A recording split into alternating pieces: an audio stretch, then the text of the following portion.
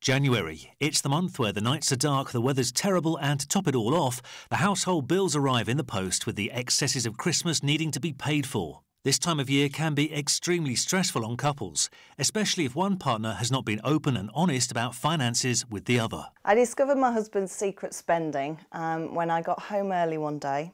I was a mobile hairdresser, so I just happened to call him for lunch, and he was on the sofa on the telephone, and as I walked in he put the phone down and looked really guilty.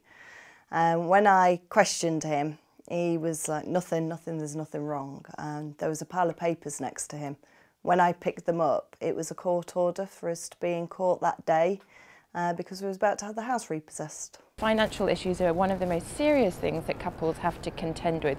Sometimes it's about one person in the relationship spending more perhaps than they're revealing, or it's about difficulties straightforwardly to do with not having enough money.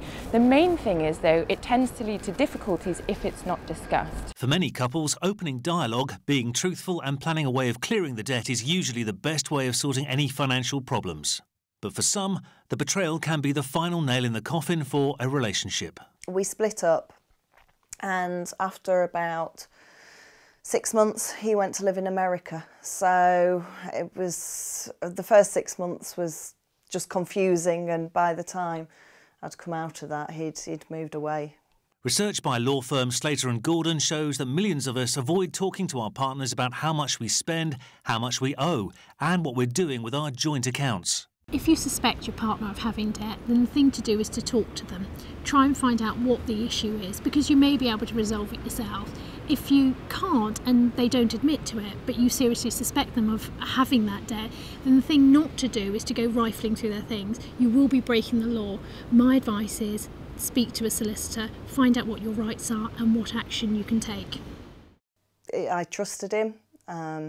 You know, he was my husband. I cared about him and loved him. And, you know, it's a shame to have been let down, but that's the past, and I've just got to get on with it.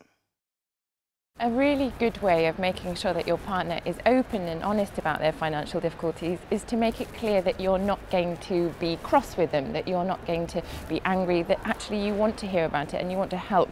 That feeling of support rather than a worry that somehow you're going to get annoyed as the other half of the partnership is really important to making sure you have those conversations and that the other person feels safe talking about it.